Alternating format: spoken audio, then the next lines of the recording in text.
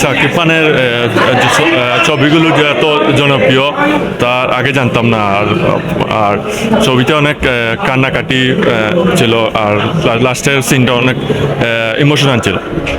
So বরবাদ সিনেমার এমন cinema কখনো বাংলা ইন্ডাস্ট্রিতে আর কখনো দেখেছিলেন আপনারা? যে আমি অত মানে বাংলা সিনেমা দেখি না আর কি, মানে এই অনেক বছর পরে একটা দেখলাম আর কি। তো ছবি ভালো ছিল।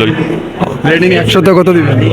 যে 80 বলা ধরেন। তাহলে তো অনেকই ভালো লেগেছে আপনাকে, ধন্যবাদ ভাই। এমন সিনেমা আমাদের আরও আসবে, আমরা সাকিবিয়ান এমনকি আমরাও যথেষ্ট পরিমাণ কষ্ট করছি যাতে আমাদের সিনেমা শাকিব খান আরও দূর এগিয়ে নিয়ে যায়, আমাদের বাংলার ইন্ডাস্ট্রি যাতে অনেক দূর এগিয়ে নিয়ে যায়, আরও সামনে এগিয়ে যাবে। এমনিতেই দেখেন আপনারা, কারণ বাংলা সিনেমা কিন্তু এত দূর বিশ্বব্যাপী যায় নাই, কিন্তু শাকিব খানের দ্বারা 2023 সাল থেকে 2025 সাল থেকে সব জায়গাতে শাকিব খানের বরবাদ সিনেমা এমনকি অনেক সিনেমা, আদার সিনেমা কিন্তু চলে, অনেক মানে সব দেশে কিন্তু চলবে, লন্ডন আমেরিকা সবগুলো যে দেশেতে এখন বরবাদ সিনেমাটাও কিন্তু চলবে। এই বিষয়টি, এই যে গেল নতুনত্বতা নিয়ে আসছে শাকিব খান, এটা নিয়ে কেমন ফিল করছে? যে অনেক ভালো আর কি।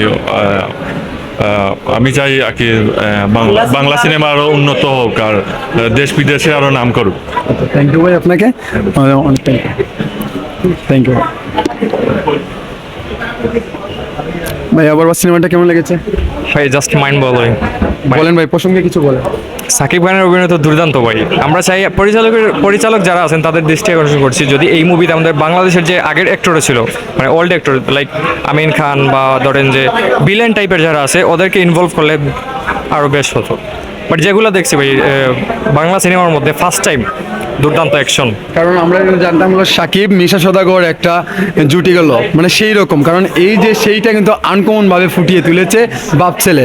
এই জিনিসটা কেমন লাগছে? ফার্স্ট টাইম মানে আমি বাংলা ছবি অনেক আগ থেকে দেখি, বেস্ট অফ দ্য সাকিব খানের ছবি অনেক বেশি দেখছি, বাট ফার্স্ট টাইম মিশা সওদাগর যে অভিনয়টা করছে বাপের চরিত্রে, জাস্ট ওয়াও, 100-এ 100।